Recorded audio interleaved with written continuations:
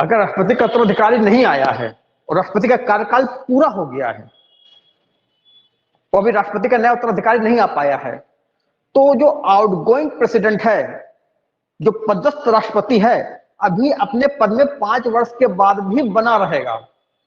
और यहां पर उपराष्ट्रपति को मौका नहीं मिलता है कि वो कार्यवाहक राष्ट्रपति बनकर काम करे। समझ गए? कार्यवाहक के रूप में तब आता है उपराष्ट्रपति जब राष्ट्रपति का पद खाली हो गया हो। वो है ही नहीं, क्योंकि उसने इस्तीफा दे दिया है, क्योंकि उसकी मृत्यु हो गई है, तो उपराष्ट्रपति को मौका मिलेगा। राष्ट्रपति तो अभी जिंदा है और पद पे बना हुआ है। हाँ, चुनाव होकर नया उत्तराधिकारी नहीं आ पाया है, तो जब तक नहीं आ पाया है तब तक के लिए वही राष्ट्रपति अपने पद पे बना रहेगा। और इस स्थिति में उपराष्ट्रपति को कोई मौका नहीं मिलता है कि वो कार्यवाहक राष्ट्रपति एज ए एक्टिंग प्रेसिडेंट काम करे। इस बात को तो नहीं भूलोगे ना?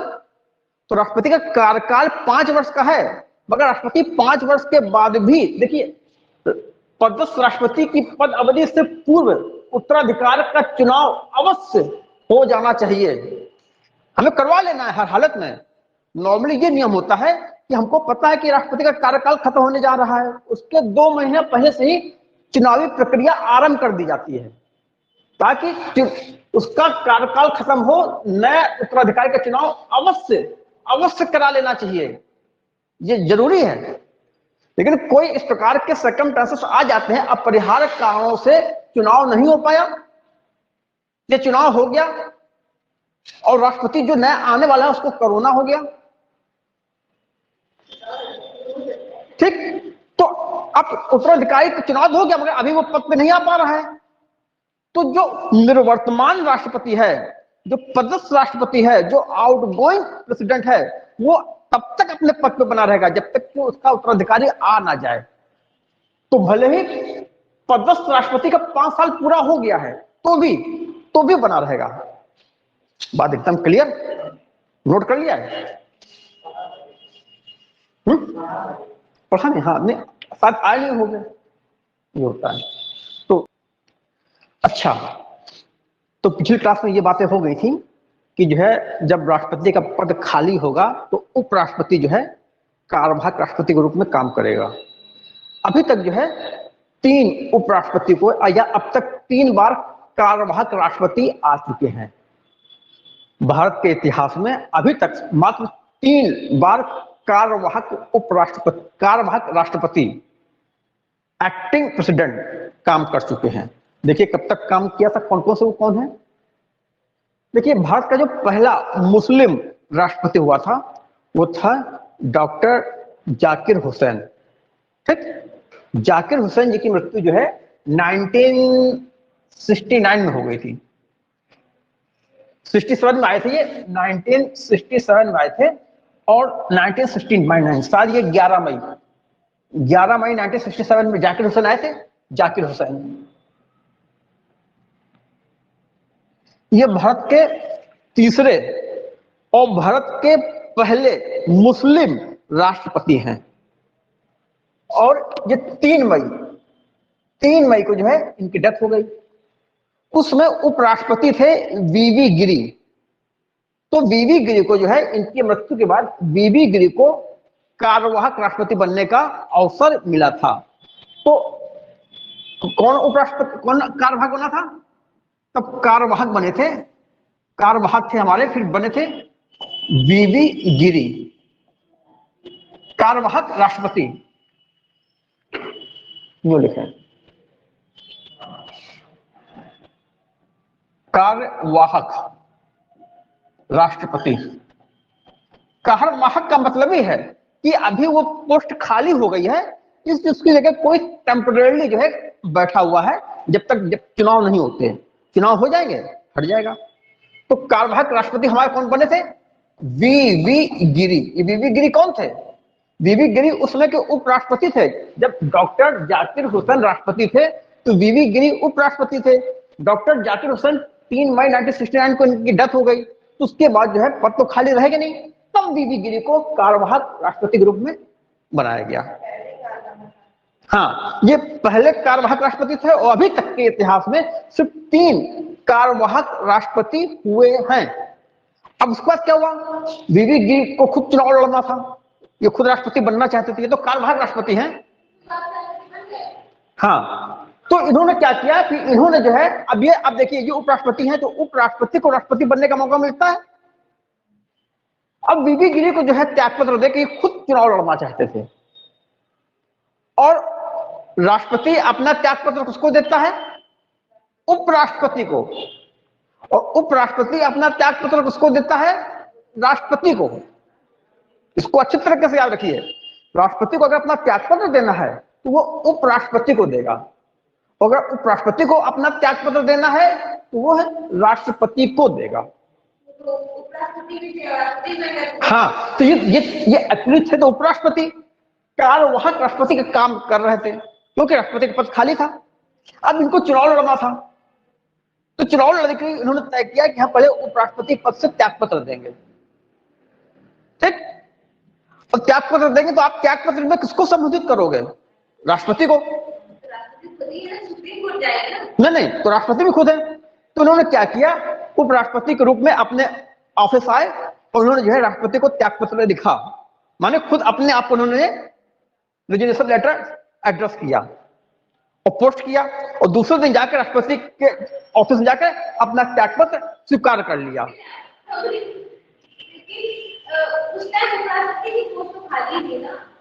उपराष्ट्रपति की पोस्ट नहीं खाली थी, उपराष्ट्रपति जो है कार्यवाहक राष्ट्रपति के रूप में काम कर रहा था। इस्तीफा अभी थोड़ी दिया, अगर इस्तीफा दे देगा तो फिर राष्ट्रपति कार्यवाहक राष्ट्रपति कौन बनेगा? अगर इस्तीफा दे देंगे तो फिर कार्यवाहक राष्ट्रपति कौन बनेगा? तब तो सर्वोच्च न्यायालय से बुलाया जाएगा। जो कार्यवाहक, जो हमारा उपराष्ट्रपति होता है वो कार्यवाहक राष्ट्रपति बनता है। तो जब पद खाली हो गया तो उपराष्ट्रपति होने के कारण को कार्यवाहक राष्ट्रपति बनाया गया है। तो चुनाव लड़ सकते, तो उन्होंने क्या किया, उन्होंने चुनाव लड़ने के लिए अपने उपराष्ट्रपति पद से इस्तीफा दिया। नहीं लड़ सकते, उन्होंने क्यों जो है दिया, ये नहीं पता कौन राष्ट्रपति उपराष्ट्रपति जो है लाभ पद नहीं माना जाता है। अब जो इन्होंने उसमें जो भी सिचुएशन बनी हो, इन्होंने क्या किया, उपराष्ट्रपति पद से त्यागपत्र दे दिया। और जब उपराष्ट्रपति पद देंगे तो किसको अपना संबोधित करेंगे, राष्ट्रपति को। तो उसमें के जो कार्यवाहक राष्ट्रपति थे वीवी गिरी, उस नाम से उन्होंने अपना रेजिग्नेशन लेटर जो है टाइप कराया अपने चैम्बर में, उपराष्ट्रपति के चैम्बर में बैठकर उसको पोस्ट किया। और उसके बाद जो है अपने राष्ट्रपति के चैम्बर में गए, वहां से उन्होंने अपना उसको रिसीव कर लिया। इस प्रकार से अब देखिए राष्ट्रपति का पद तो खाली है, उपराष्ट्रपति का भी पद खाली हो गया, तो फिर से राष्ट्रपति के पद में वैकेंसी हो गई। तब जो है मोहम्मद हिदायत उल्लाह, तत्कालीन चीफ जस्टिस ऑफ इंडिया, फिर उनको कार्यवाहक राष्ट्रपति बनाया गया, ठीक। उन्हें राष्ट्रपति बनना था। तब जो है मोहम्मद हिदायत उल्लाह आए, बात पूरी समझ में आ गई। तो ये हमारे पहले कार्यवाहक राष्ट्रपति हैं। कि दूसरा कार्यवाहक राष्ट्रपति कौन है, एम हिदायत उल्लाह, मोहम्मद हिदायत उल्लाह, ये दूसरे कार्यवाहक राष्ट्रपति हैं। एग्जाम में खूब प्रश्न पूछा जाता है कि सुप्रीम कोर्ट का कौन सा चीफ जस्टिस भारत का कार्यवाहक राष्ट्रपति बना। ये अभी तक का अकेला केस है जब सुप्रीम कोर्ट कोई चीफ जस्टिस को कार्यवाहक राष्ट्रपति बनाया गया, उसके बाद ऐसा कोई मौका नहीं आया है। इस प्रकार से हमारे पास दो, अब तक के इतिहास में क्या हुआ, दो कार्यवाहक राष्ट्रपति आ गए। फिर देखिए बाद में हमारे वीवी गिरी राष्ट्रपति बन गए, चुनाव हुआ, वीवी गिरी राष्ट्रपति बन गए। वीवी गिरी का जब कार्यकाल खत्म हुआ, वीवी गिरी का कार्यकाल देखो, इनका कार्यकाल जो वीवी गिरी का था, वीवी गिरी यहां पर राष्ट्रपति हैं, ये राष्ट्रपति का कॉलम है। तो वीवी गिरी का कार्यकाल जो है 69 से चला, 1969 से 1974 तक। उसके बाद जो है फिर से एक मुस्लिम राष्ट्रपति आया, फखरुद्दीन अली अहमद। उसके बाद जो है आई मिस्टर फखरुद्दीन अली अहमद। इनका कार्यकाल चला 1974 से 77 तक, ये भी पूरे 5 साल नहीं जी पाए। 77 माने 3 साल बाद इनकी मृत्यु हो गई। ये दूसरे मुस्लिम राष्ट्रपति थे जब पद पे आए और पद पर रहते समय इनकी मृत्यु हो गई। तो उस समय भारत का उपराष्ट्रपति था बीडी जत्ती। जब फखरुद्दीन अली अहमद की मृत्यु हुई है, देखिए इनकी मृत्यु हुई, यहां पर इनकी मृत्यु हो गई थी, इसी प्रकार से इनकी यहां पर मृत्यु हो गई। हाँ, उनकी भी। और एक इत्तेफाक है कि पहला मुस्लिम राष्ट्रपति अपने कार्यकाल में ही मर गया, दूसरा मुस्लिम राष्ट्रपति फिर से अपने कार्यकाल में मर गया। इसलिए जब जो है एपीजे अब्दुल कलाम तीसरे मुस्लिम राष्ट्रपति बने थे, तो हम लोग मजाक में कहते थे कि अब इनकी बारी है। सोचते थे कि अगर सही में अपने कार्यकाल में मर गए। मजाक करते था, दोस्तों के बीच अपने बातचीत करते थे कि अब इनका नंबर आया है। दो तो जो है अपने कार्यकाल में निपट गए, लेकिन वो पूरा उन्होंने टर्म पूरा किया। अब आए फखरुद्दीन अली अहमद 77 में, 77 मर गए। उस समय हमारे यहाँ उपराष्ट्रपति थे बीडी जत्ती। तो बीडी जत्ती को मौका मिला कार्यवाहक राष्ट्रपति बनने का। इस प्रकार से तीसरा कार्यवाहक राष्ट्रपति हमारे यहाँ कौन बना? बीडी जत्ती। नहीं, उनको नहीं बनना था बीडी जत्ती। तो अभी तक भारत में कितने कार्यवाहक राष्ट्रपति आए हैं? 3, जिसमें से 2 तो उपराष्ट्रपति ही थे और एक सुप्रीम कोर्ट का चीफ जस्टिस था। ये बहुत इंपॉर्टेंट है कि सुप्रीम कोर्ट के कौन से चीफ जस्टिस को भारत का राष्ट्रपति बनने का, माने कार्यवाहक एक्टिंग प्रेसिडेंट बनने का अवसर मिला। वो है मोहम्मद हिदायतुल्लाह, अभी तक का एकमात्र चीफ जस्टिस है जिसको जो है एक्टिंग प्रेसिडेंट के रूप में काम करने का मौका मिला। ठीक, तो ये बात एकदम क्लियर है ना कि जो है अगर राष्ट्रपति उपराष्ट्रपति दोनों पद खाली हैं तो सुप्रीम कोर्ट के चीफ जस्टिस को कार्यवाहक राष्ट्रपति बनने का मौका मिलता है। और सुप्रीम कोर्ट का चीफ जस्टिस उसमें अगर एब्सेंट है तो अवेलेबल सीनियर मोस्ट जज जो उसमें उपलब्ध होगा, सुप्रीम कोर्ट का सीनियर मोस्ट जज, उसको जो है मौका मिल जाएगा। क्लियर? तो लिख लीजिए, अब तक भारत में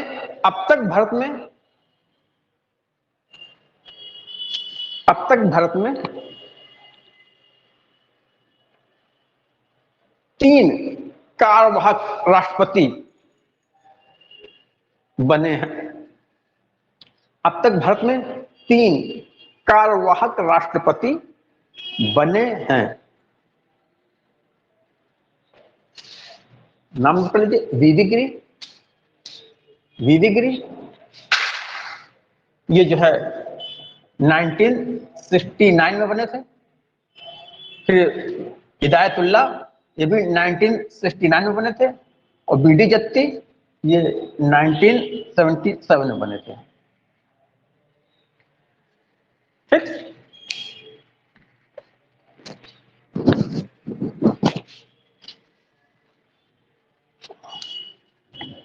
राष्ट्रपति जो उपराष्ट्रपति होता है वो अधिकतम कितने समय तक कार्यवाहक राष्ट्रपति के रूप में काम कर सकता है? बिल्कुल ठीक, पूरा कंसेप्ट क्लियर है ना? क्योंकि 6 महीने के अंदर चुनाव हमको कराने हैं, तो अभी तक किसी को 6 महीने का मौका नहीं मिला। जैसे इनको मिला होगा 2-2.5 महीना, फिर चुनाव हो गया, चुनाव के बाद खुद ही बन गए राष्ट्रपति। मोहम्मद हिदायतुल्लाह, इनको जो है 1 महीना कुछ दिन का मौका मिला था, इनको लगभग 5.5 महीने का मौका मिला था। हाँ,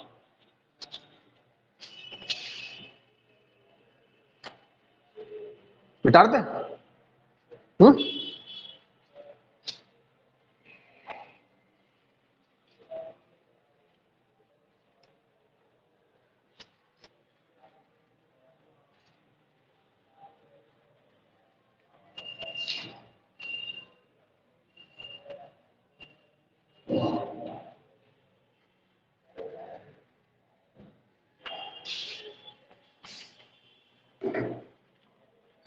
अब आते हैं राष्ट्रपति की शक्तियां। राष्ट्रपति की शक्तियां,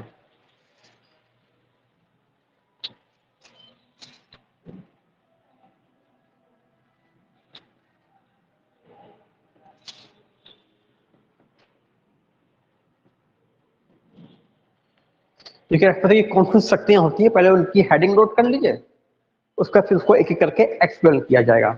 तो जो है उसकी जो है कार्यपालिका शक्तियां होती हैं, कार्यपालिका कार्यपालिका शक्तियां, जिसको हम कहते हैं एग्जीक्यूटिव पावर्स। एग्जीक्यूटिव पावर्स, ठीक। उसके बाद जो है राष्ट्रपति की होती विधायी शक्तियां। विधायी शक्तियां,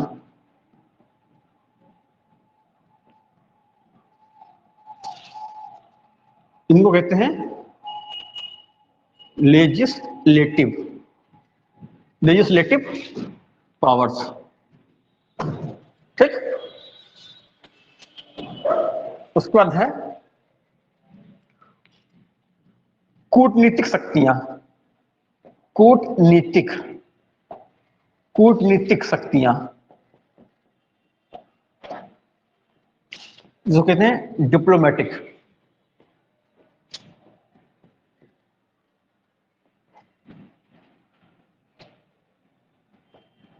diplomatic powers.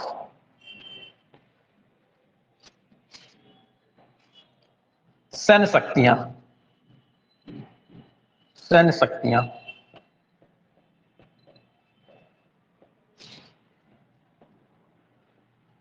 Military power.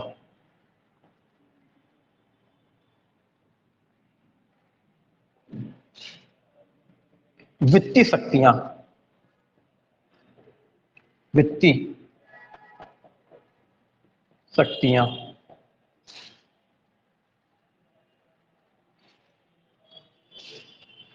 Financial power.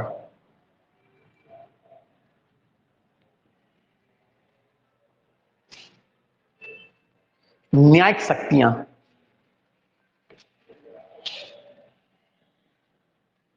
न्यायिक शक्तियां, जिसको हम कहेंगे जुडिशियल पावर।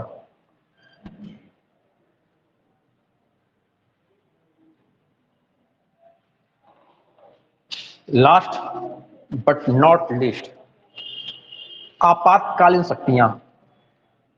आपातकालीन शक्तियां, emergency powers. Emergency emergency powers.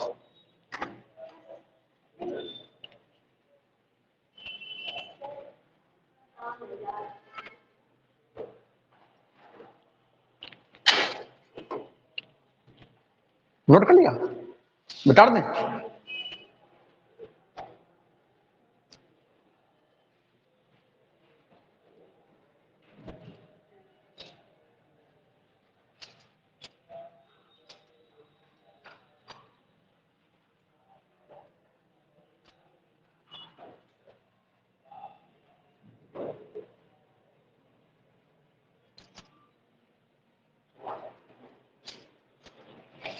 अब आते हैं कार्यपालक कार्यपालक शक्तियां। देखिए कार्यपालक शक्तियां क्या होती हैं।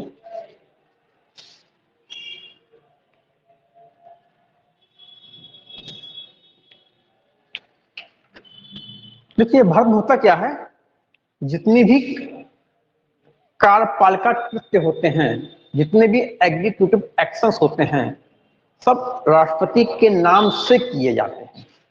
क्योंकि भारत में संसदीय लोकतंत्र है। संसदीय लोकतंत्र में कार्यपालिका के दो प्रमुख होते हैं, एक नॉमिनल, एक रियल।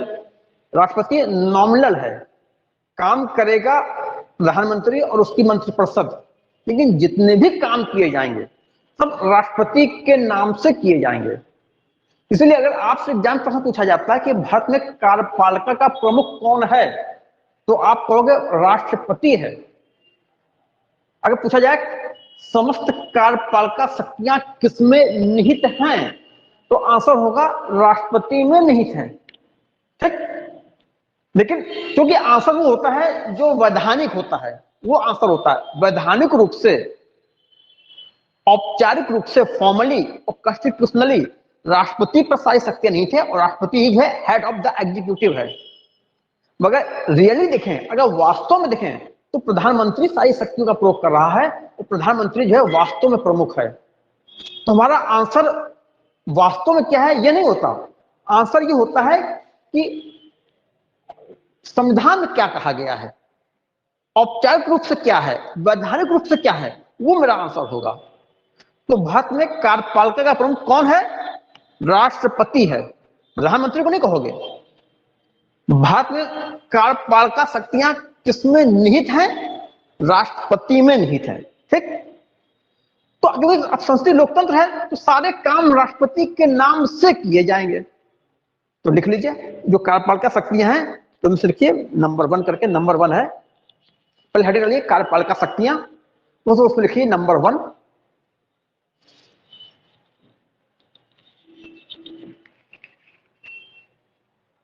भारत सरकार की भारत सरकार की भारत सरकार के समस्त कार्यपालिका कृत्य, भारत सरकार के समस्त कार्यपालिका कृत्य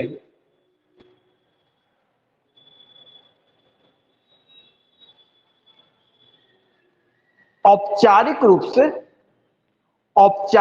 से राष्ट्रपति के नाम से किए जाएंगे। औपचारिक रूप से राष्ट्रपति के नाम से किए जाएंगे।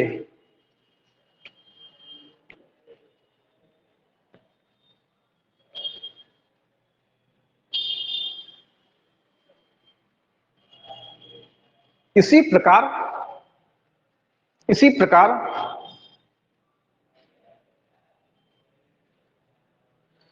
संघीय सरकार के समस्त निर्णय, संघीय सरकार माने भारत सरकार, इसी प्रकार संघीय सरकार के समस्त निर्णय राष्ट्रपति द्वारा लिए गए माने जाएंगे। राष्ट्रपति द्वारा लिए गए माने जाएंगे।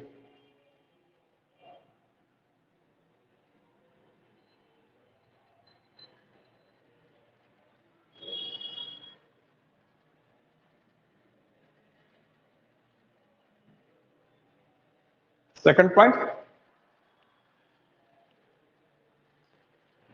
भारत सरकार के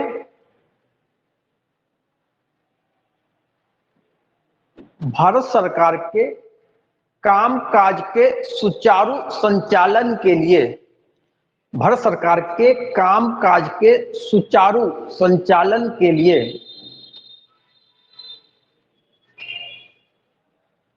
राष्ट्रपति नियम बनाएंगे। राष्ट्रपति नियम बनाएंगे और उन कामकाजों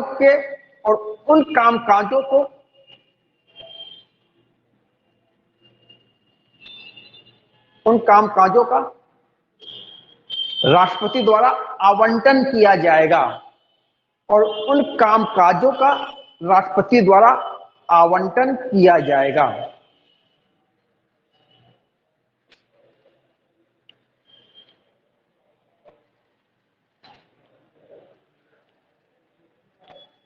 अब देखिए राष्ट्रपति की जो कार्यपालिका शक्तियां होती हैं, तो राष्ट्रपति जो जो नियुक्तियां करता है, राष्ट्रपति बहुत सारी नियुक्तियां करता है, संवैधानिक पदों पर, गैर संवैधानिक पदों पर। वो जो नियुक्तियां होती हैं वो राष्ट्रपति के एग्जीक्यूटिव पावर्स का भाग है। देखिए यहां से आपके प्रश्न जो है पीसीएस में पूछे जाएंगे। किस प्रकार पूछा जाएगा कि राष्ट्रपति की कार्यपालक शक्तियां बताइए, या राष्ट्रपति की विधायी शक्तियां बताइए। यूपी पीसीएस में उस प्रकार के प्रश्न पूछे जाते हैं। अब देखिए, राष्ट्रपति कुछ नियुक्तियां भी करता है अपनी कार्यपालक शक्तियों के अनुक्रम में। राष्ट्रपति कई जो है नियुक्तियां करता है। तो वो नियुक्तियां कौन सी हैं? अच्छा, ये जो अभी दो पॉइंट मैंने आपको लिखाया है, पॉइंट 1 और पॉइंट 2, ये दोनों आर्टिकल 77 का पार्ट है। ठीक, तो लिख लीजिए ब्रैकेट में आर्टिकल 77। ये दोनों जो है आपके अनुच्छेद 77 में दिया गया है कि समस्त कार्यपालिका शक्तियां जो राष्ट्रपति के नाम से की जाएंगी, और जो है राष्ट्रपति भारत सरकार के सुचारू कामकाज के लिए नियमों को बनाएगा और उन काम काजों के आवंटन के लिए भी वो नियम बनाएगा। देखिए, राष्ट्रपति कुछ नियुक्तियां करता है। राष्ट्रपति कौन सी नियुक्तियां करते हैं, थोड़ा सा उनको समझ लीजिए। राष्ट्रपति प्रधानमंत्री की नियुक्ति करता है। देखिए, अब प्रधानमंत्री कौन बनाया जाएगा? इसमें राष्ट्रपति के पास जो है, जिस पार्टी को बहुमत हासिल होता है उस पार्टी के नेता को राष्ट्रपति जो प्रधानमंत्री नियुक्त करते हैं, अपॉइंट करते हैं। जैसे चुनाव हुआ 2019 में, और जो दल बहुमत में आया, लोकसभा में जो दल बहुमत में आया वो बीजेपी थी और उसका सहयोगी। तो इस दल का नेता कौन था? नरेंद्र मोदी। तो राष्ट्रपति के पास कोई विकल्प नहीं है, जो पार्टी जीती है, माने जिस पार्टी को बहुमत मिल गया है उसके नेता को राष्ट्रपति प्रधानमंत्री नियुक्त करते हैं। कल्पना करिए कि मान लीजिए कांग्रेस या कांग्रेस गठबंधन को जो है बहुमत मिल जाता, तो राष्ट्रपति देखते कि कांग्रेस का नेता कौन है, शायद राहुल गांधी होते, तो फिर राहुल गांधी को वो अपॉइंट करते। तो राष्ट्रपति ये देखते हैं कि चुनाव होने के बाद जो आम चुनाव हुए, जो जनरल इलेक्शन हुआ, जो लोकसभा का चुनाव हुआ, उस चुनाव में कौन सी पार्टी जीती है। और जिस पार्टी को बहुमत मिला है, क्योंकि संसदीय लोकतंत्र की दूसरी विशेषता यह होती है कि सरकार वही पार्टी बनाएगी जिस पार्टी को बहुमत हासिल है। ये संसदीय लोकतंत्र में होता है। अध्यक्षात्मक लोकतंत्र में क्या होता है, जो यूएसए में है, वहां पर राष्ट्रपति जो जीतता है, भले उसकी पार्टी हार गई हो, जो राष्ट्रपति जीता वो राष्ट्रपति जो है शासन संभालेगा। जैसे हमारे जो राष्ट्रपति हैं उसमें वहां पर जो बाइडेन है। जो बाइडेन किस पार्टी के हैं, किसी को पता है? हमें भी नहीं पता, शायद ये रिपब्लिकन है, हम श्योर नहीं है कि डेमोक्रेट हैं। दो पार्टियां वहां पर हैं, डेमोक्रेट हैं, तो हम श्योर नहीं हो पा रहे हैं, शायद ये डेमोक्रेट हैं। अभी अभी जो डोनाल्ड ट्रंप थे किस पार्टी के थे, पता है आपको? नहीं पता, डेमोक्रेट थे। हाँ, तो ये रिपब्लिकन है। ये जो है, जो रिपब्लिकन पार्टी है उसके नेता हैं। तो ये जीत गए, तो अब इनका शासन होगा, इनकी सरकार होगी, भले ही इनकी पार्टी हार जाए। लेकिन संसदीय लोकतंत्र में सरकार वो दल बनाएगा जो दल जीतता है। इस संसदीय लोकतंत्र की परंपरा है। तो संसदीय लोकतंत्र में जो दल जीता, तो राष्ट्रपति पूछते हैं आप अपने नेता को बताइए। मान लीजिए वो अपने नेता को कहता है कि उनका नेता जो है अजय वाजपेयी है, मुझे अपना नेता मान लेते, तो राष्ट्रपति फिर मुझे जो अपॉइंट कर देते प्रधानमंत्री। लेकिन हम तो मेंबर ही नहीं है लोकसभा के, तो क्या होता, हमको 6 महीने का मौका मिलता कि 6 महीने में आप चाहो तो लोकसभा के या आप चाहो तो राज्यसभा के सदस्य बन जाओ। तो अगर 6 महीना हो गया वो आप जो है हाउस ऑफ मेंबर नहीं बने, मेंबर ऑफ हाउस नहीं बने, आप लोकसभा या राज्यसभा के सदस्य नहीं बने, तो आपसे मंत्री पद छिन जाएगा। तो सीधी सी बात है, जो पार्टी जीतती है, जिसको बहुमत हासिल होता है, वो जिसको अपना नेता बता दे कि मेरा नेता ये है, राष्ट्रपति उसको प्रधानमंत्री नियुक्त कर देंगे। चाहे वो लोकसभा का सदस्य हो, चाहे राज्यसभा का सदस्य हो, या वो संसद का सदस्य ही नहीं है तो भी नियुक्त कर देंगे। ये प्रधानमंत्री हो गए। हाँ, उसको 6 महीने के अंदर सदन का सदस्य बनना पड़ेगा, अन्यथा क्या होगा, उससे मंत्री पद छिप जाएगा। फिर क्या करते हैं, प्रधानमंत्री की नियुक्ति हो गई। अब प्रधानमंत्री की सलाह पर वो अन्य मंत्रियों की नियुक्ति करते हैं। ठीक, इसके अलावा वो प्रधानमंत्री और अन्य मंत्रियों को शपथ दिलाते हैं। मंत्री और प्रधानमंत्री को शपथ कौन दिलाता है? राष्ट्रपति। ये जो राष्ट्रपति के कार्य हैं, ये जो है एग्जीक्यूटिव पावर्स में गिने जाते हैं। ठीक, तो लिख लीजिए। जब आपको हम प्रधानमंत्री बताएंगे, जब पढ़ाएंगे, तो वहां पर इसको हम डिटेल में समझाएंगे बस यहाँ पर आपको बस इतना ध्यान रखना है कि राष्ट्रपति क्या क्या करता है, उसको लिख लीजिए। देखिए, राष्ट्रपति प्रधानमंत्री की नियुक्ति करते हैं। नेक्स्ट पॉइंट है, राष्ट्रपति प्रधानमंत्री की नियुक्ति करते हैं और प्रधानमंत्री की सलाह पर अन्य मंत्रियों की नियुक्ति करते हैं। और प्रधानमंत्री की सलाह पर और प्रधानमंत्री की सलाह पर अन्य मंत्रियों की नियुक्ति करते हैं।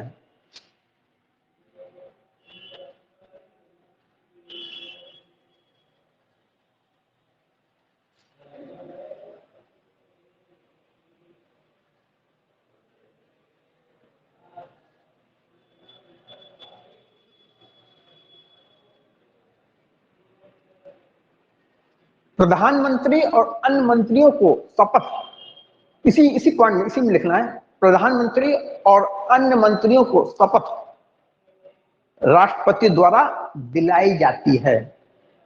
प्रधानमंत्री और अन्य मंत्रियों को शपथ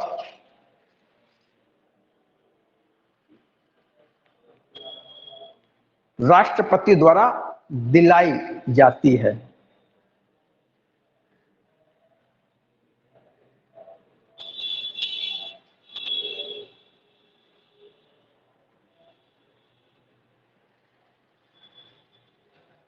तो उत्कर्ष, आप ज्वाइन नहीं कर रहे हैं क्या? आप ज्वाइन नहीं कर रहे हैं क्या? होल्ड किया? अच्छा, हाँ, अच्छा, हाँ? 1 महीने के लिए इधर आ गए, 1 महीने के लिए छोड़ दिया है। हाँ हाँ, अच्छा, हाँ, तो कब तक के लिए होल्ड किया है?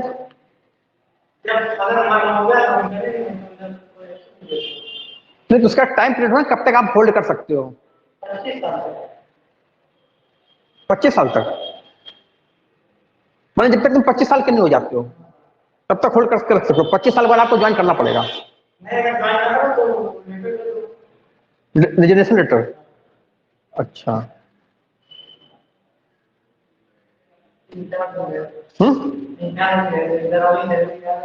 अच्छा, कितनी आई है?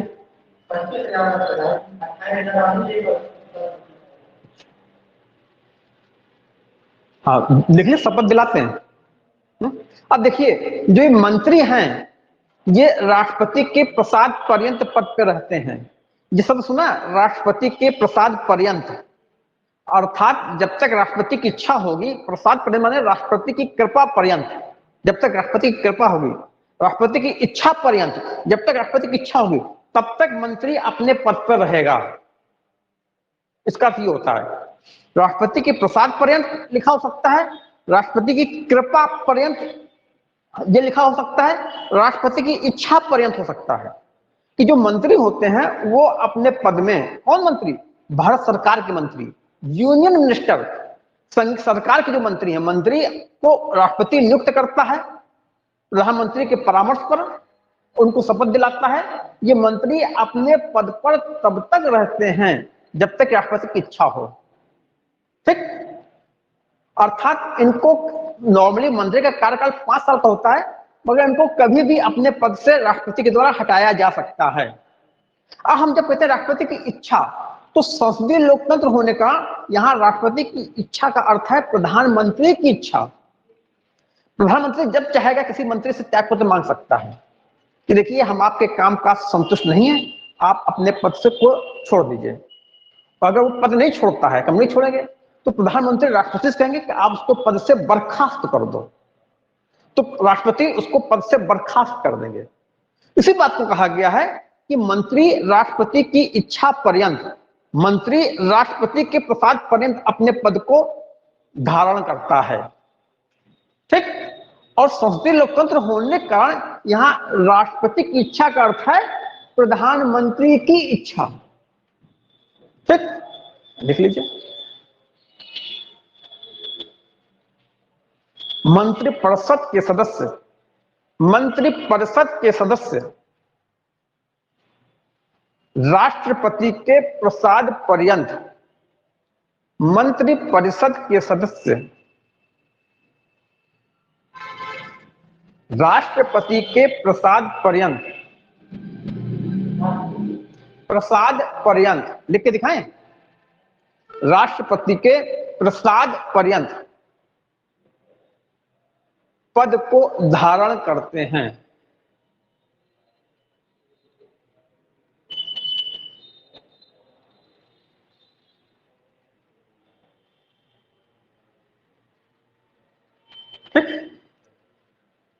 ये ब्रैकेट देखिए, आर्टिकल 75, आर्टिकल 75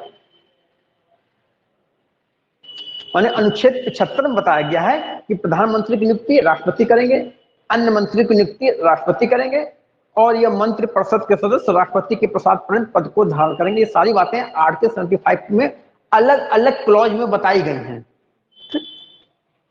अगला है, राष्ट्रपति भारत के महान्यायवादी, राष्ट्रपति भारत के महान्यायवादी ब्रैकेट में अटॉर्नी जनरल, इन्हीं को अटॉर्नी जनरल कहा जाता है।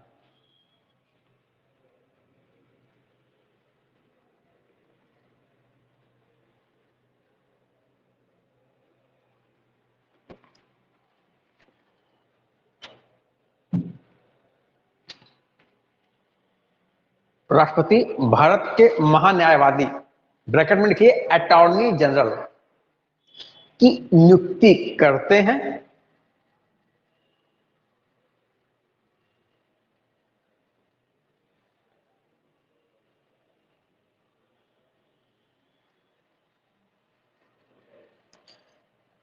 अटॉर्नी जनरल राष्ट्रपति के प्रसाद पर्यंत पद धारण करते हैं। अटॉर्नी जनरल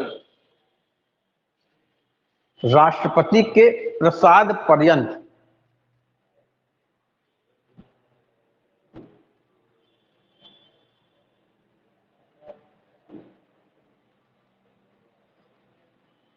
पद धारण करते हैं।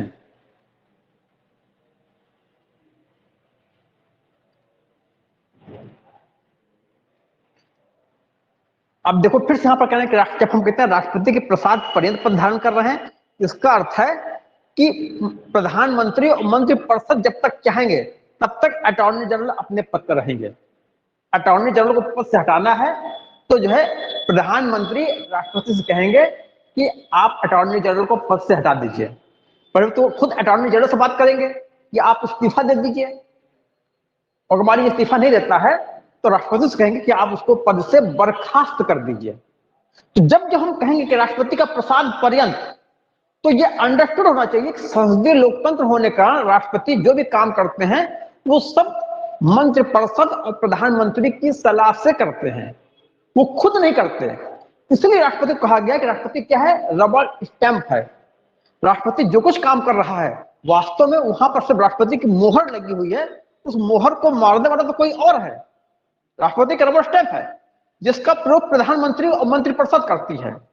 जिसको चाहे कि प्रधानमंत्री मंत्रिपरिषद उसको अटॉर्नी जनरल नियुक्त कर देंगे और राष्ट्रपति की मुहर लगा देंगे, अर्थात राष्ट्रपति को बता देंगे कि आप उसको जो है अटॉर्नी जनरल नियुक्त कीजिए, राष्ट्रपति उसको नियुक्त कर देंगे। ठीक, आप उसको मंत्री नियुक्त कीजिए, राष्ट्रपति उसको मंत्री नियुक्त कर देंगे। आप उसको मंत्री पद से हटा दीजिए, राष्ट्रपति उसको मंत्री पद से हटा देंगे। तो राष्ट्रपति क्या कर रहा है? राष्ट्रपति कुछ नहीं कर रहा है, वो कर रहा है अपनी सारी कार्यपालिका शक्ति का प्रयोग खुद करता हुआ दिखाई पड़ रहा है, मगर वास्तव में कर कौन रहा है? सब निर्णय किए जा रहे हैं प्रधानमंत्री और मंत्रिपरिषद द्वारा। इसीलिए तुमने कहा था कि राष्ट्रपति के रूप में राष्ट्रपति जो भी कार्य करता है कभी भी किसी न्यायालय के प्रति वो उत्तरदायी नहीं होता, ना तो अपने कार्यकाल के दौरान और न ही अपने कार्यकाल के समापन के बाद कभी उत्तरदायी होता, क्योंकि जो कुछ उसके नाम से किया गया है, जो कुछ उसने किया वास्तव में उसने किया ही नहीं है। संसदीय लोकतंत्र होने का सब कुछ प्रधानमंत्री और मंत्रिपरिषद ने किया है। तो सर एकदम क्लियर हो रहा है। अब देखिए जो अटॉर्नी जनरल का पारिश्रमिक क्या होगा ये राष्ट्रपति निर्धारण करते हैं।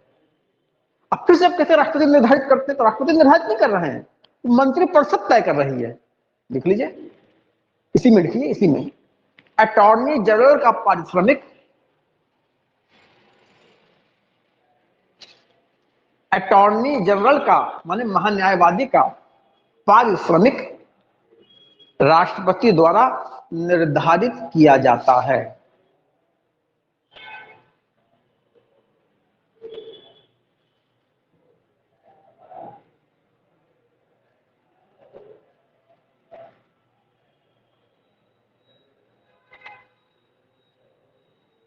ये जो अटॉर्नी जनरल की जो नियुक्ति है ये आर्टिकल 76 में है, देख लीजिए कहीं ब्रैकेट में, जिसकी नियुक्ति है वो आर्टिकल 76 में है।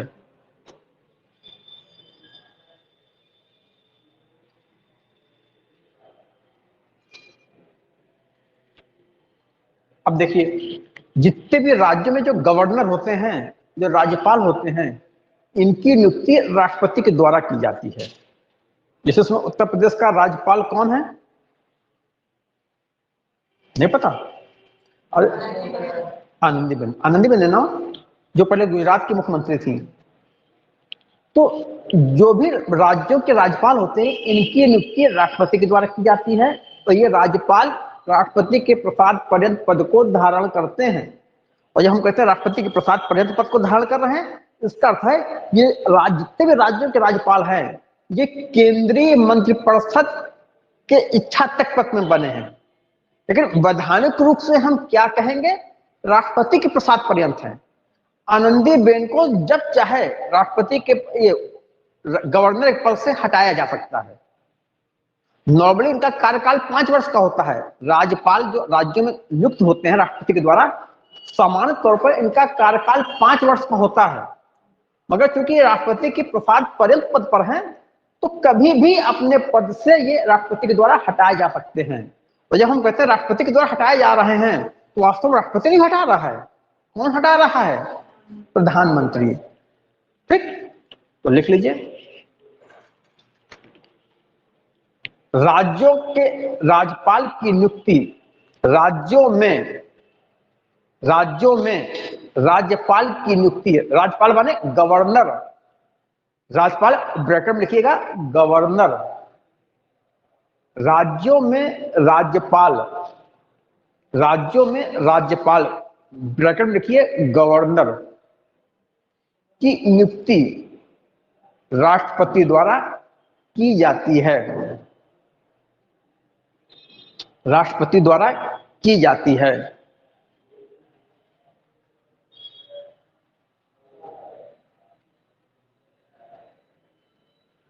गवर्नर राष्ट्रपति के प्रसाद पर्यंत पद धारण करते हैं। गवर्नर राष्ट्रपति के प्रसाद पर्यंत पद धारण करते हैं।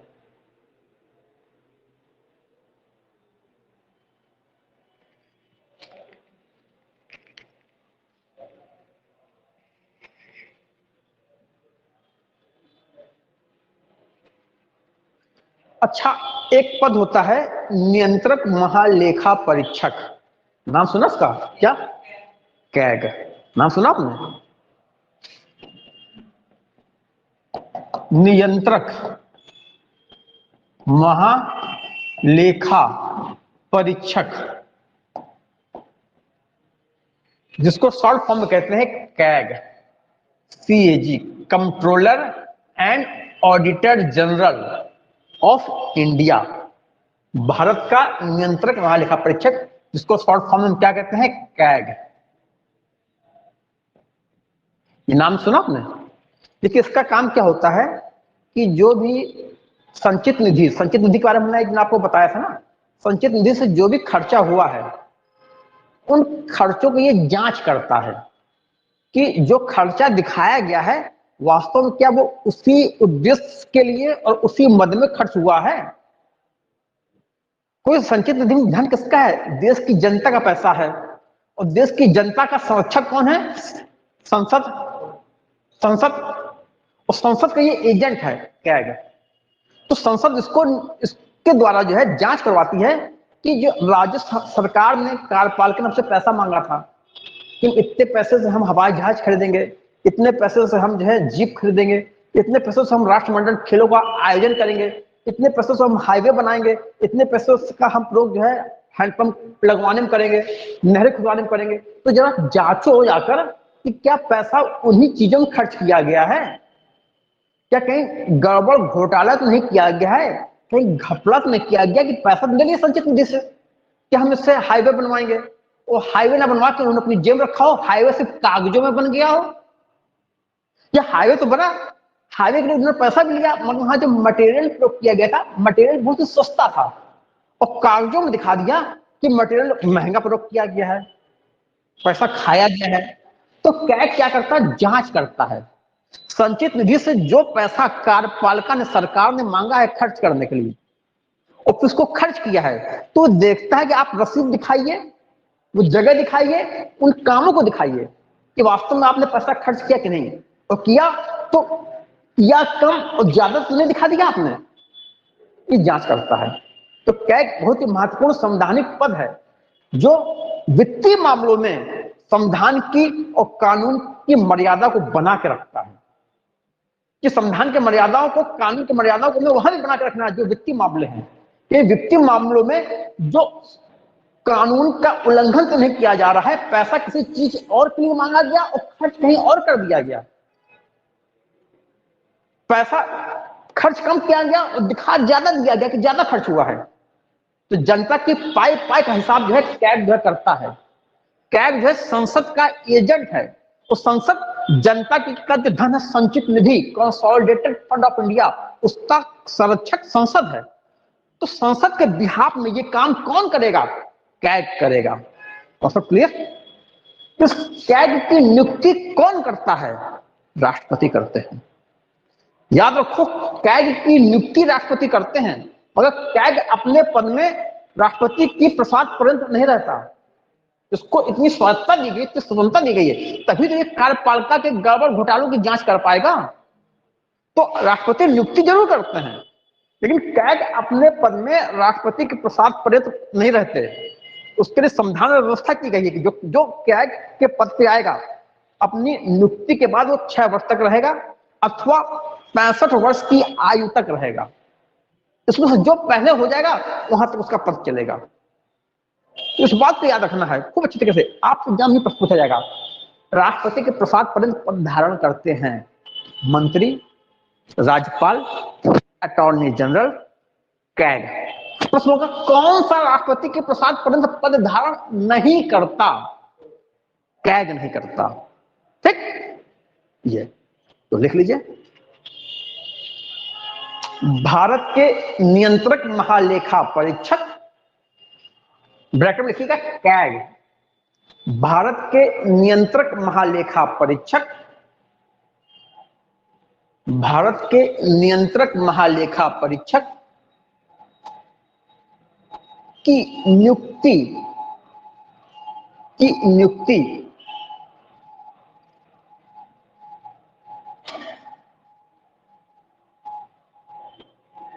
राष्ट्रपति करते हैं, की नियुक्ति राष्ट्रपति करते हैं।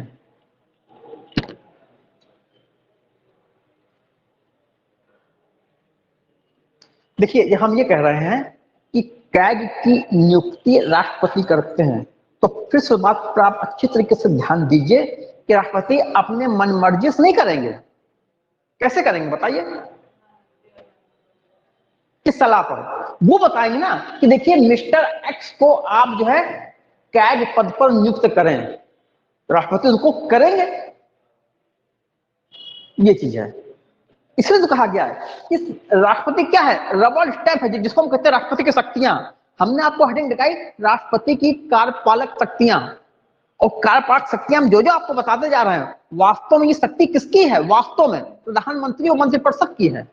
वो जो निर्णय करना चाहते हैं करते हैं, राष्ट्रपति के नाम से कर देते हैं। दिखाई पड़ा राष्ट्रपति उनको राज्यपाल बना रहे हैं, राष्ट्रपति ने अपने विवेक से उनको राज्यपाल नहीं बनाया है। अगर कल को मोदी और उनका मंत्रिमंडल तय कर ले कि मुझे जो है मध्य प्रदेश का राज्यपाल बनाया जाएगा, तो मुझे भी उठा के मध्य प्रदेश का राज्यपाल बनाया जा सकता है। तो ये राष्ट्रपति की इच्छा से नहीं हो रहा है, लेकिन काम कौन करता दिखाई पड़ेगा, राष्ट्रपति दिखाई पड़ेंगे। ठीक, तो लिखा नियुक्ति करते हैं। देखिए, परंतु परंतु कैग राष्ट्रपति के प्रसाद पर्यंत पद को धारण नहीं करते। ये बात बहुत इंपॉर्टेंट है, आपको दोनों बातें याद रखनी है कि कौन कौन से ऐसे पद हैं जहां पर राष्ट्रपति के प्रसाद पर्यंत पद धारण किया जाएगा, और कौन कौन से ऐसे पद हैं जहां राष्ट्रपति द्वारा नियुक्ति भले की जाए परंतु उसके प्रसाद पर्यंत उस पद को पदधारी धारण नहीं करता।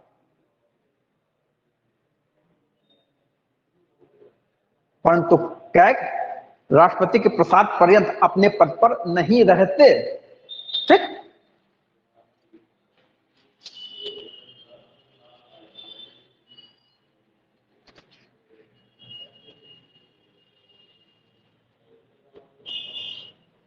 देखिए ऐसे बहुत से संवैधानिक संस्थान हैं जिनका गठन और जहां सदस्यों की नियुक्ति राष्ट्रपति के द्वारा की जाती है, जैसे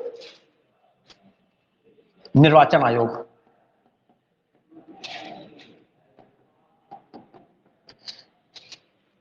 निर्वाचन आयोग के जो सदस्य हैं, प्रमुख निर्वाचन आयोग का प्रमुख और दो अन्य निर्वाचन आयोग, इनकी नियुक्ति राष्ट्रपति के द्वारा की जाती है। ठीक, वित्त आयोग, वित्त आयोग का जो चेयरपर्सन होता है और वित्त आयोग के जो अन्य 4 सदस्य होते हैं, इनकी नियुक्ति राष्ट्रपति के द्वारा की जाती है।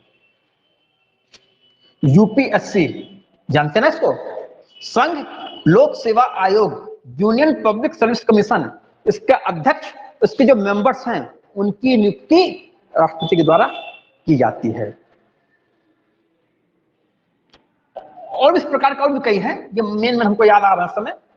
तो इनकी नियुक्ति और इनके सदस्यों की नियुक्ति राष्ट्रपति के द्वारा की जाती है। इसके अलावा ये कौन है, जो संवैधानिक संस्थान है, जो कॉन्स्टिट्यूशनल बॉडी है, जैसे निर्वाचन आयोग आपका जो है अनुच्छेद 324 में है, वित्त आयोग आपका जो है अनुच्छेद आर्टिकल 280 में है, यूपीएससी किसमें है, आर्टिकल बताइए किसमें है, शायद 315 में, आई एम नॉट श्योर, 315 में शायद ये। ठीक, ये सब संवैधानिक संस्थान है जो संविधान के किसी न किसी प्रोविजन के अंतर्गत हैं। इसके अलावा बहुत से ऐसे संस्थान होते हैं जो गैर संवैधानिक होते हैं, जैसे कि राष्ट्रीय महिला आयोग, संविधान के किसी आर्टिकल में व्यवस्था नहीं है। राष्ट्रीय मानवाधिकार आयोग, राष्ट्रीय अल्पसंख्यक आयोग, ये गैर संवैधानिक निकाय हैं, माने संविधान के अंतर्गत इनकी व्यवस्था नहीं की गई है।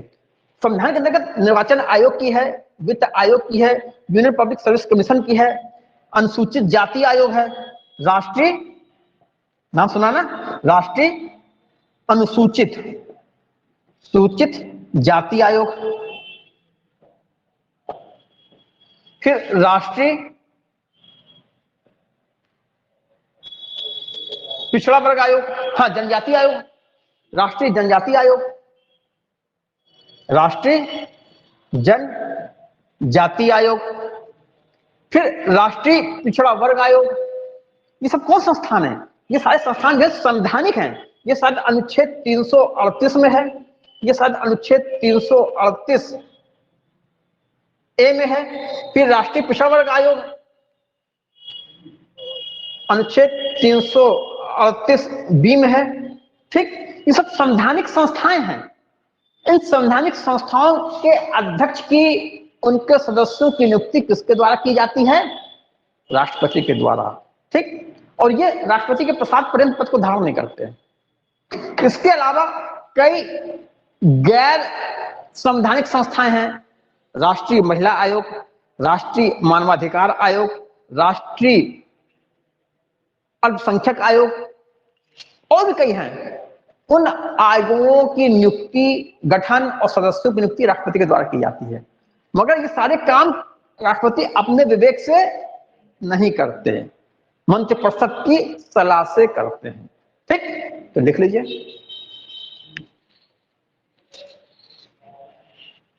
राष्ट्रपति निम्नलिखित संवैधानिक निकायों, राष्ट्रपति निम्नलिखित संवैधानिक निकायों का गठन करते हैं राष्ट्रपति निम्नलिखित संवैधानिक निकायों का गठन करते हैं और उनके अध्यक्ष और सदस्यों की नियुक्ति करते हैं, और उनके अध्यक्ष और सदस्यों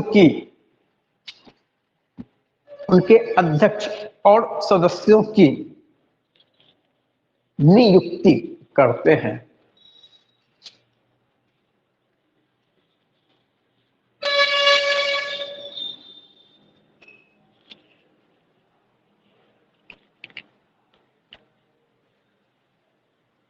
लिख लीजिए, निर्वाचन आयोग, वित्त आयोग, संघ लोक सेवा आयोग, राष्ट्रीय अनुसूचित जाति आयोग, राष्ट्रीय अनुसूचित जनजाति आयोग, राष्ट्रीय पिछड़ा वर्ग आयोग।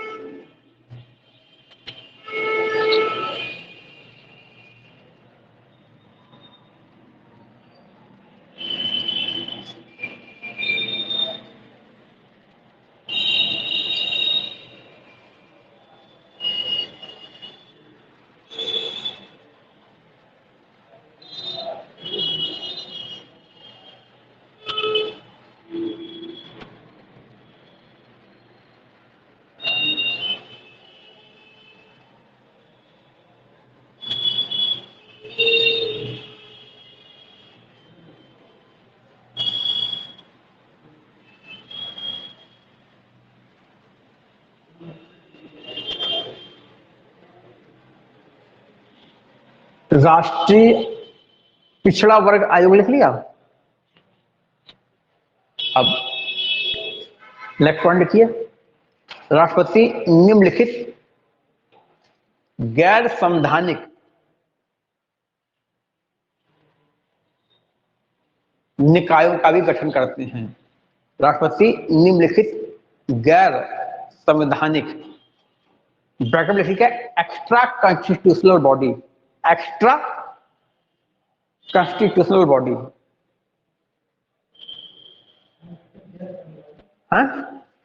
गैर संवैधानिक निकायों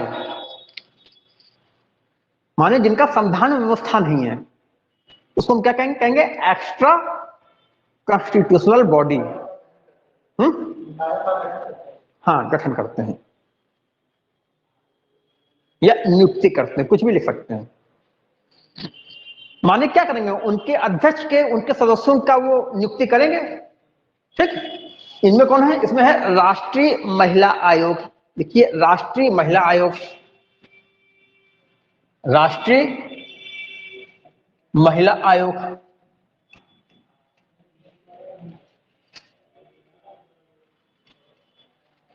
राष्ट्रीय मानवाधिकार आयोग, राष्ट्रीय मानवाधिकार आयोग,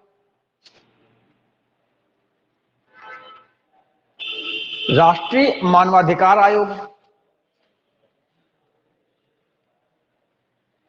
राष्ट्रीय अल्पसंख्यक आयोग,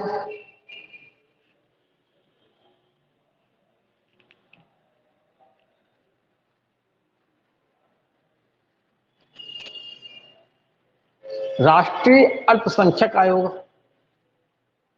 ठीक, देखिए ये संस्था हमने लिखाई है, ये संविधान में तो नहीं है, मानिए ये एक्स्ट्रा कॉन्स्टिट्यूशनल बॉडी है, मगर इनका गठन जो है कानून बना के किया गया है। संविधान में इनकी व्यवस्था नहीं, संविधान के किसी अनुच्छेद में इनकी बात नहीं कही गई है, लेकिन संसद ने कानून बनाया। मान लो संसद ने कानून बनाया कि राष्ट्रीय मानवाधिकार आयोग, कानून पारित किया और राष्ट्रीय मानवाधिकार आयोग का गठन कर दिया गया। तो ये संस्थाएं, इस प्रकार की संस्थाएं जो संविधान में भले ना हो मगर कानून बनाकर उनका सृजन किया जाता है, उनको सांविधिक संस्था कहते हैं, स्टैट्यूटरी बॉडी, सांविधिक निकाय कहते हैं। ठीक, तीन प्रकार की संस्थाएं होती हैं। एक तो संवैधानिक संस्थाएं जिसका संविधान के किसी अनुच्छेद में व्यवस्था दी गई है, जैसे कि वित्त आयोग अनुच्छेद 280 निर्वाचन आयोग अनुच्छेद 324, यूनियन पब्लिक सर्विस कमीशन अनुच्छेद 315, राष्ट्रीय अनुसूचित जाति आयोग अनुच्छेद 338, राष्ट्रीय अनुसूचित जनजाति आयोग अनुच्छेद 338 ए, राष्ट्रीय पिछड़ा वर्ग आयोग अनुच्छेद 338 बी। संविधान में उनकी व्यवस्था की गई है, इसलिए संवैधानिक संस्थाएं हैं। लेकिन राष्ट्रीय महिला आयोग किस अनुच्छेद में है? किसी अनुच्छेद में नहीं है। राष्ट्रीय मानवाधिकार आयोग किसी अनुच्छेद में नहीं संविधान के। राष्ट्रीय अल्पसंख्यक आयोग किसी अनुच्छेद में नहीं है। तो ये संवैधानिक संस्थाएं नहीं है, ये एक्स्ट्रा कॉन्स्टिट्यूशनल बॉडी है।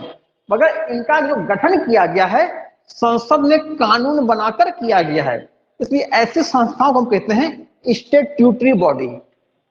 दे are not constitutional body but they are statutory body. इनको कहते हैं ये सांविधिक निकाय हैं। ठीक, तो नीचे इसी में लिखिए, जोड़िए, नीचे एक लाइन लिखिए, उपरोक्त तीनों संस्थाएं क्योंकि संविधान में वर्णित नहीं है, उपरोक्त तीनों संस्थाएं चूंकि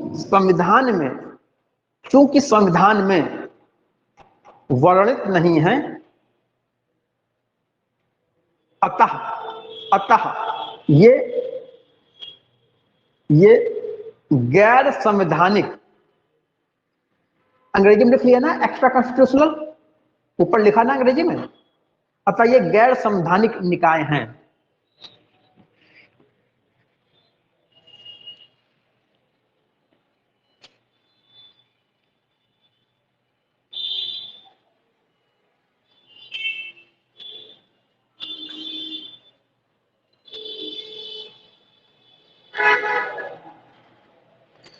चूंकि इनका गठन संसद के कानून द्वारा किया गया है, क्योंकि इनका गठन संसद की विधि द्वारा, क्योंकि इनका गठन संसद की विधि द्वारा किया गया है, अतः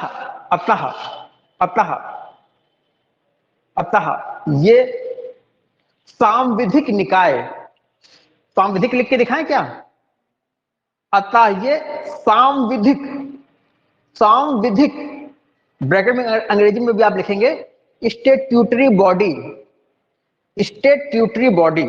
अतः ये सांविधिक निकाय, ब्रैकेट में स्टैट्यूटरी बॉडी, यूं लिखेंगे स्टैट्यूटरी बॉडी, अतः ये सांविधिक निकाय स्टैट्यूटरी बॉडी हैं। एग्जाम में आपसे पूछा जाएगा निम्नलिखित निकायों में से कौन गैर संवैधानिक हैं, या निम्नलिखित निकायों में से कौन जो है सांविधिक निकाय है। इस प्रकार से एग्जाम में प्रश्न पूछे जाते हैं। वहां पर आपको सांविधिक और स्टैट्यूटरी बॉडी को आपस में जोड़ कर दिखा देंगे और पूछा जाएगा निम्नलिखित निकायों में से कौन संवैधानिक निकाय है, या निम्नलिखित निकायों में से कौन संवैधानिक निकाय नहीं है, निम्नलिखित निकायों में से कौन सांविधिक माने स्टैट्यूटरी बॉडी है। इस प्रकार से एग्जाम पूछते हैं। अब देखिए, मान लीजिए कोई संस्था ऐसी है जिसका गठन ना तो संविधान के अंतर्गत किया गया है, ना संसद में कानून बना के किया गया है, बल्कि कार्यपालिका के आदेश के द्वारा उसका गठन कर दिया गया है।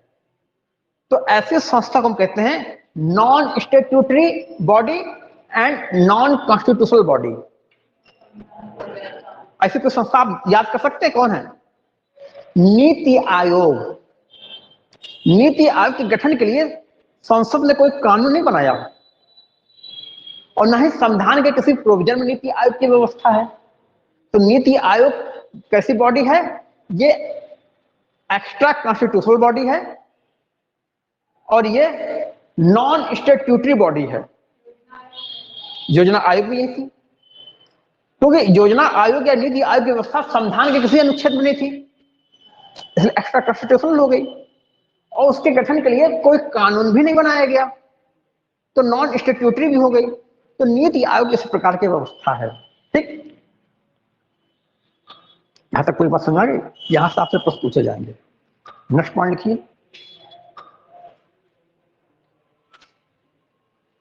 राष्ट्रपति संघ राज्य क्षेत्रों, राष्ट्रपति संघ राज्य क्षेत्रों के प्रशासकों की नियुक्ति करते हैं। जैसे लक्षद्वीप है, लद्दाख है, पुडुचेरी है, अंडमान निकोबार द्वीप समूह है, दादर नगर हवेली है, दमन दीव है। यहाँ पर जो है प्रशासन के लिए एक प्रशासक नियुक्त किया जाता है। तो राष्ट्रपति संघ राज्य क्षेत्रों ब्रैकेट में यूनियन टेरिटरी, राष्ट्रपति संघ राज्य क्षेत्रों ब्रैकेट में यूनियन टेरिटरीज के प्रशासकों की नियुक्ति करते हैं, के प्रशासकों की नियुक्ति करते हैं।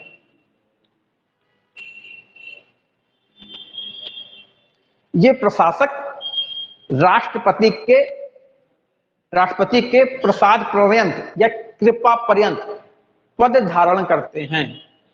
ये प्रशासक राष्ट्रपति के प्रसाद पर्यंत, इसी को हम कहते हैं कृपा पर्यंत, इसको कहते हैं इच्छा पर्यंत।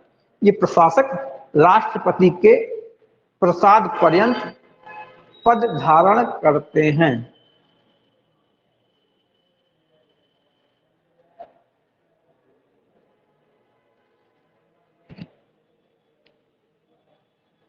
हम जब ये कह रहे हैं आपसे कि राष्ट्रपति प्रशासकों की नियुक्ति करते हैं यूनियन टेरिटरी में, तो जब हम कहते हैं राष्ट्रपति करते हैं तो इसका अर्थ क्या है? प्रधानमंत्री और मंत्रिपरिषद की इच्छा से कर रहे हैं, राष्ट्रपति खुद नहीं कर रहे हैं। प्रधानमंत्री या उनकी मंत्रिपरिषद राष्ट्रपति से कहेगी कि आप जो है लद्दाख में उनको प्रशासक नियुक्त कीजिए, राष्ट्रपति उसको नियुक्त कर देंगे। आप अंडमान निकोबार द्वीप समूह में आप उनको प्रशासक नियुक्त कीजिए, राष्ट्रपति कर देंगे। ठीक, ये प्रशासक राष्ट्रपति के कृपा पर्यंत पद धारण करते हैं। यहां लिख लिया अपना,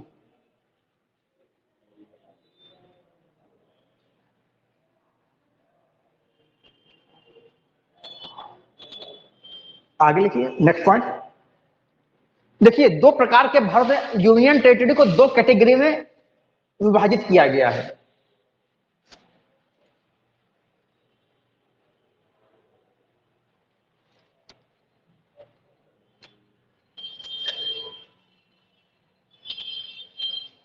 देखिए, भारत में जो यूटी हैं, जो संघ राज्य क्षेत्र हैं, उनकी दो कैटेगरी हैं। एक तो संघ राज्य क्षेत्र वो है जहां पर विधानसभाएं होती हैं, इसलिए वहां पर मुख्यमंत्री भी होते हैं। जैसे जो है अपना दिल्ली है, जैसे अपना पुडुचेरी है,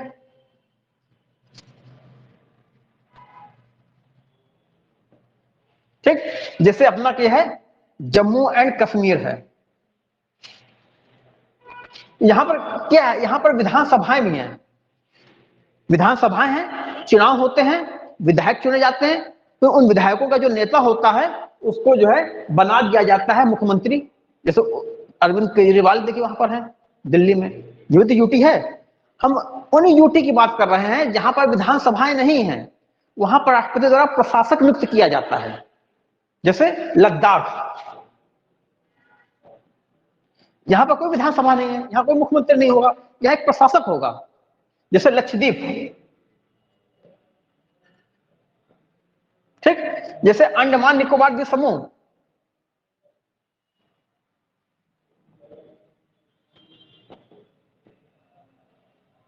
ठीक, जैसे दमन दीव, जैसे दादर नगर हवेली, यहां पर कोई विधानसभाएं नहीं है, यहां पर जो है प्रशासक नियुक्त किए जाएंगे। ये प्रशासक राष्ट्रपति के कृपा पर्यंत पद को धारण करेंगे। जहां पर जो है विधानसभाएं हैं, यहां पर विधानसभाएं हैं, यहां पर मुख्यमंत्री हैं, मुख्यमंत्री के साथ यहां पर एक उपराज्यपाल होता है, लेफ्टिनेंट गवर्नर, जिसको कहते हैं एलजी। पता है आप लोगों को?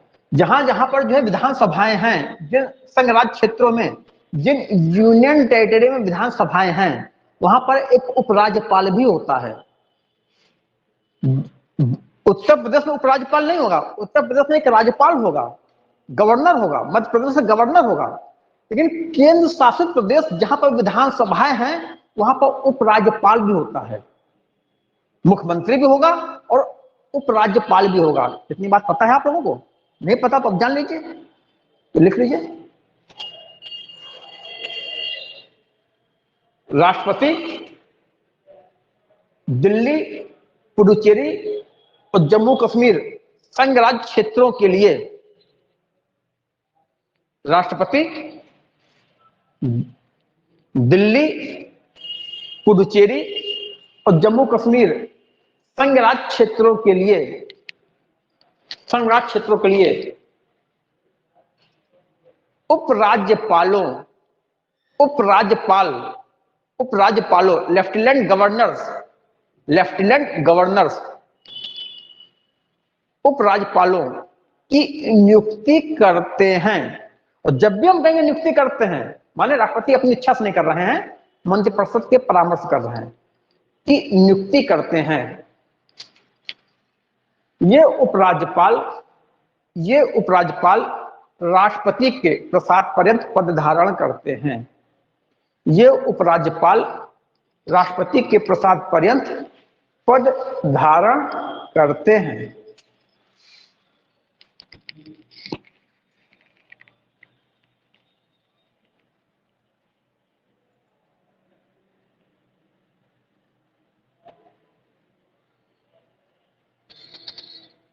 राष्ट्रपति इन्हीं संघ राज्य क्षेत्रों के लिए, ये जो 3 है ना, राष्ट्रपति इन्हीं संघ राज्य क्षेत्रों के लिए मुख्यमंत्री की भी नियुक्ति करते हैं। जैसे अरविंद केजरीवाल को मुख्यमंत्री पद के रूप में किसने नियुक्त किया?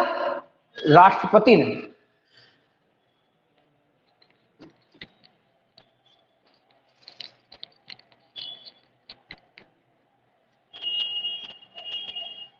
राष्ट्रपति इन संघ राज्य क्षेत्रों के लिए राष्ट्रपति इन्हीं ये जो 3 बताए ना, जहां मुख्यमंत्री की नियुक्ति की गई है, दिल्ली, पुडुचेरी और जम्मू कश्मीर, राष्ट्रपति इन संघ राज्य क्षेत्रों के लिए मुख्यमंत्री की भी नियुक्ति करते हैं।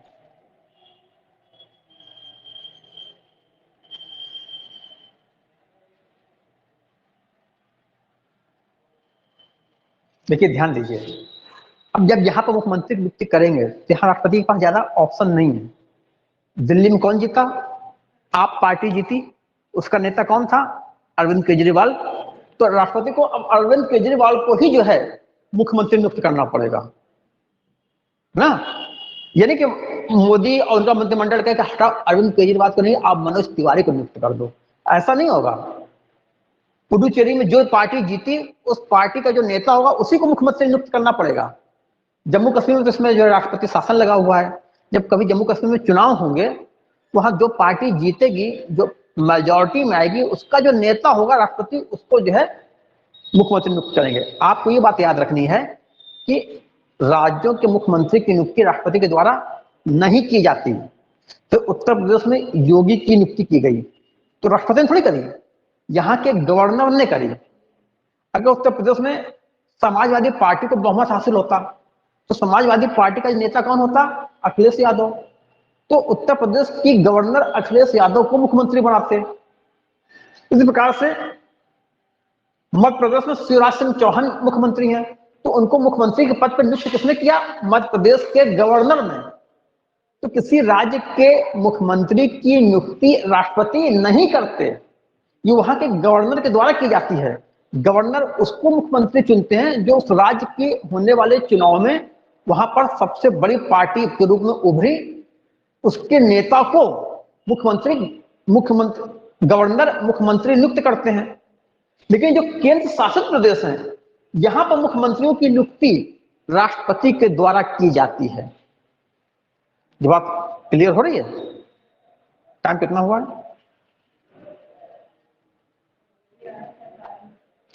बाउंस तो नहीं हो रहा है कि समझ आना बंद हो गया हो? आ रहा है तो ये लिख लिया, इसके मुख्यमंत्री की नियुक्ति करते हैं। अब देखिए, आपको नोट करके लिखना है। नोट करके एक बात वो ये लिखनी है कि राष्ट्रपति, पहले समझ लीजिए, नीति आयोग का उपाध्यक्ष होता है, नीति आयोग का, उसकी नियुक्ति राष्ट्रपति नहीं करते। ठीक, ये एक non statutory non constitutional body है। नीति आयोग का जो उपाध्यक्ष होता है, इसकी नियुक्ति प्रधानमंत्री के द्वारा की जाती है।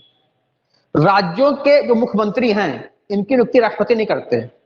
राज्यों के मुख्यमंत्री की नियुक्ति कौन करता है? वहां के राज्यपाल के द्वारा, वहां के गवर्नर के द्वारा। जो उपराष्ट्रपति है, उपराष्ट्रपति की नियुक्ति राष्ट्रपति नहीं करते। उपराष्ट्रपति का तो चुनाव होता है, सर राष्ट्रपति का चुनाव होता है, लगभग इसी प्रकार से उपराष्ट्रपति का चुनाव होता है। उपराष्ट्रपति के चुनाव में राज्यों की विधानसभाएं भाग नहीं लेती, मगर संसद के सभी सदस्य, लोकसभा और राज्यसभा के सभी सदस्य उसमें वोटिंग करते हैं। ठीक, तो उपराष्ट्रपति का चुनाव होता है। तो नोट करके लिख लीजिए कि राष्ट्रपति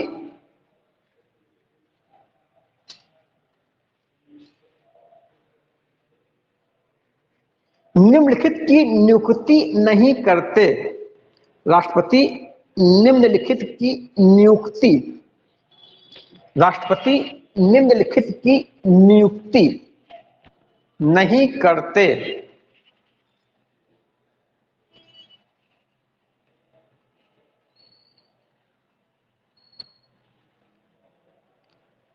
अब 1 2 3 4 करके लिख लीजिए।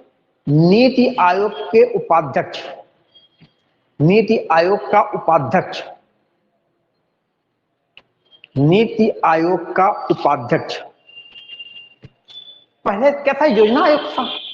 ठीक, अगर परीक्षा में योजना आयोग आ जाए तो योजना आयोग मिल लीजिएगा। उपराष्ट्रपति, उपराष्ट्रपति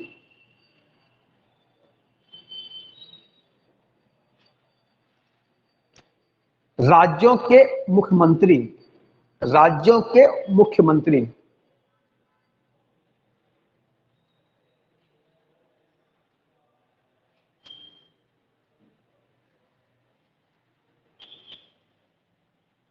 ठीक, इस बात पर खूब अच्छे तरीके से ध्यान दीजिए कि राज्यों के मुख्यमंत्रियों की नियुक्ति भले ही राष्ट्रपति ना करते हों, परंतु केंद्र शासित प्रदेशों के मुख्यमंत्री की नियुक्ति राष्ट्रपति करते हैं।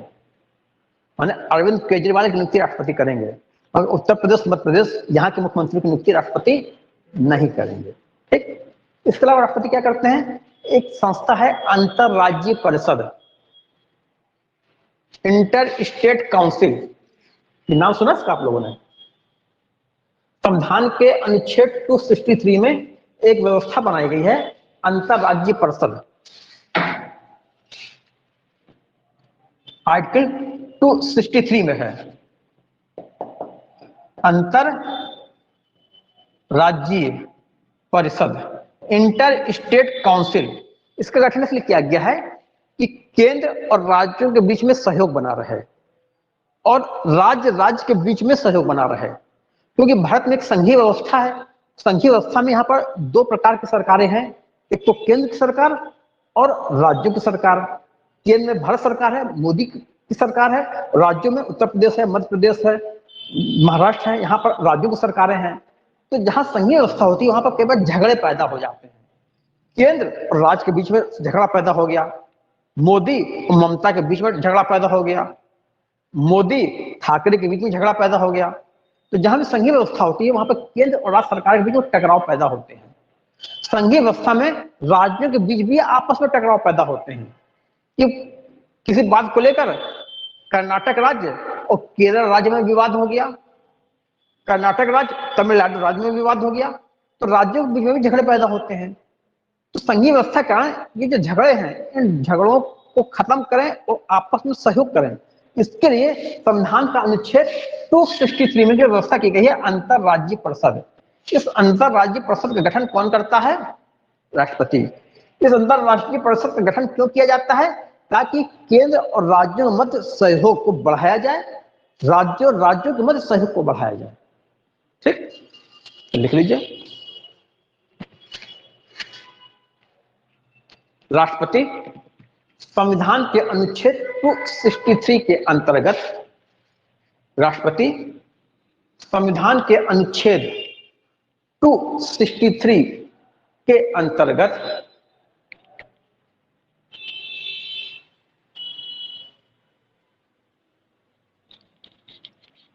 अंतरराज्यीय परिषद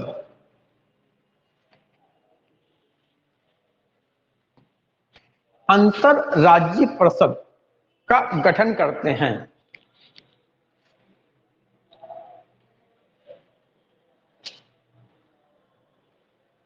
अंतरराज्यीय परिषद का गठन करते हैं। देखिए, जिस संविधान के अनुच्छेद के अंतर्गत किया गया ना, तो अंतरराज्यीय परिषद कैसा निकाय है? संवैधानिक निकाय है। ये सब आपसे जम पूछा जाएगा कि अंतरराज्यीय परिषद लिख दिया गया, वहां नीति आयोग लिख दिया गया, वहां राष्ट्रीय अल्पसंख्यक आयोग लिख दिया गया। अब पूछा गया निम्नलिखित में से कौन जो है संवैधानिक निकाय है? और या कई सारे संवैधानिक निकाय रख दिए गए, उसके बीच में एक स्टेट्यूटरी बॉडी रख दी गई, जैसे कि महिला आयोग, राष्ट्रीय महिला आयोग, वहां पर रख दिया गया वित्त आयोग, संवैधानिक निकाय है। अंतरराज्यीय परिषद संवैधानिक निकाय है। संघ लोक सेवा आयोग संवैधानिक निकाय है। और एक रख दिया गया राष्ट्रीय मानवाधिकार आयोग। ये जो है गैर संवैधानिक है, ये संसद के कानून के द्वारा बनाया गया है, संविधान के अनुच्छेद के अंतर्गत इसका गठन नहीं किया गया। और लिखा गया निम्नलिखित में से कौन गैर संवैधानिक निकाय है। ठीक,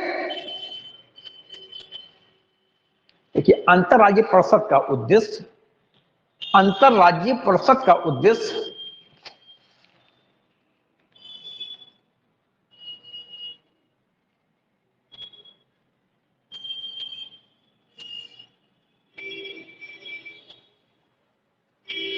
केंद्र और राज्यों के मध्य, केंद्र और राज्यों के मध्य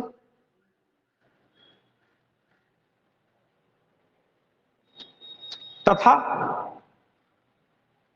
तथा विभिन्न राज्यों के मध्य तथा विभिन्न राज्यों के मध्य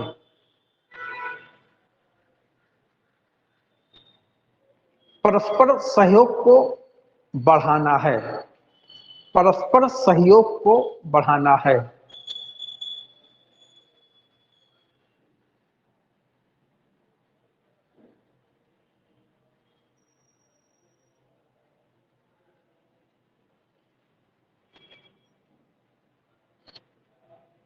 देखिए, जब आपसे कहते हैं केंद्र शासित प्रदेश, सेंट्रली एडमिनिस्ट्रेड एरिया, तो केंद्र शासित अर्थ ये होगा वहां पर शासन सीधे केंद्र से किया जा रहा है।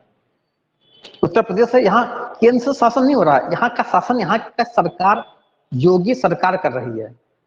लेकिन जो केंद्र शासित प्रदेश होते हैं, जो यूनियन टेरिटरी होते हैं, वहां का शासन, वहां पर कोई मुख्यमंत्री तो होता नहीं है, तो वहां का शासन सीधे जो है केंद्र से किया जाता है। ठीक, अच्छा, दिल्ली में मुख्यमंत्री है तो वो जो अर्ध राज्य है, वो पूरा राज्य नहीं है। ठीक है, वहां पर मुख्यमंत्री थे मगर मुख्यमंत्री के पास बहुत सारे अधिकार नहीं है। वहां की दिल्ली की पुलिस जो है सेंट्रली गवर्न होती है, सीधे केंद्र के निर्देश पे काम करती है। तो जो केंद्र शासित प्रदेश होते हैं, यहाँ पर प्रशासकों की नियुक्ति कौन करता है? राष्ट्रपति करता है। तो राष्ट्रपति केंद्र शासित प्रदेशों में अपने प्रशासकों के माध्यम से सीधे सीधे जो है प्रशासन करता है। ठीक, वहां पर प्रशासन किसका होता है? केंद्र शासित प्रदेशों में, केंद्र शासित प्रदेशों में, संघ राज्य क्षेत्रों में, यूनियन टेरिटरी में राष्ट्रपति का सीधा प्रशासन होता है। राष्ट्रपति अपना सीधा प्रशासन किसके माध्यम से करेगा? अपने द्वारा नियुक्त प्रशासकों के माध्यम से, जिसको राष्ट्रपति ने नियुक्त किया है। नेक्स्ट पॉइंट लिखिए,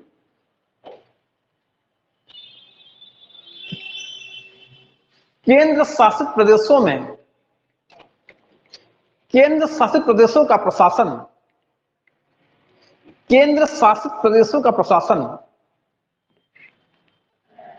सीधे राष्ट्रपति के द्वारा, केंद्र शासित प्रदेशों का प्रशासन सीधे राष्ट्रपति द्वारा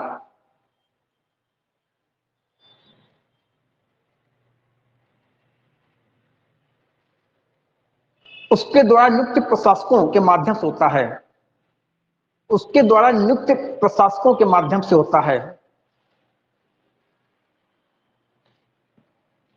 उसके द्वारा नियुक्त प्रशासकों के माध्यम से होता है।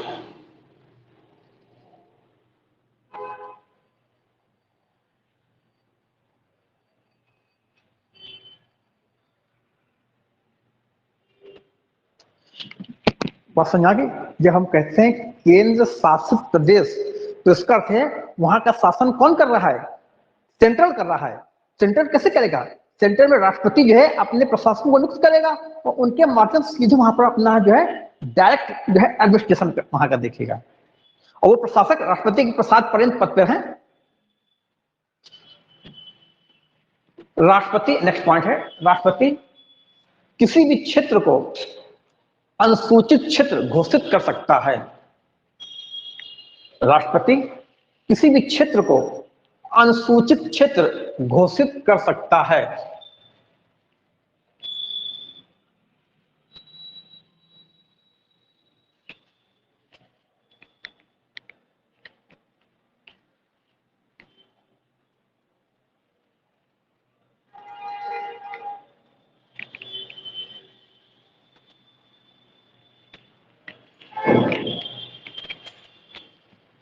राष्ट्रपति को, इसी में राष्ट्रपति को अनुसूचित क्षेत्र और जनजातीय क्षेत्रों के प्रशासन का अधिकार होता है। राष्ट्रपति को अनुसूचित क्षेत्रों और जनजातीय क्षेत्रों के प्रशासन का अधिकार होता है।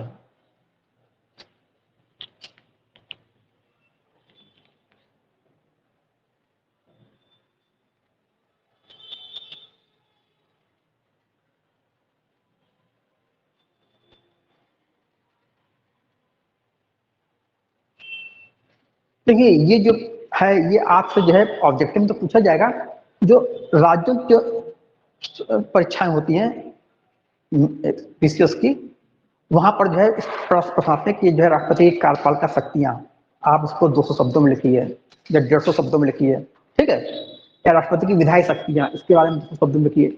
ये प्रश्न आपको वहां पर जो है सीधे सीधे पता पहुंचाएगा। अभी थोड़ा सा और बचा हुआ है, थोड़ा सा और बचा हुआ है, 2 पॉइंट और है, उसको हम अगले जो है टर्म में आपको लिखा देंगे कि कार्यपाल का शक्तियां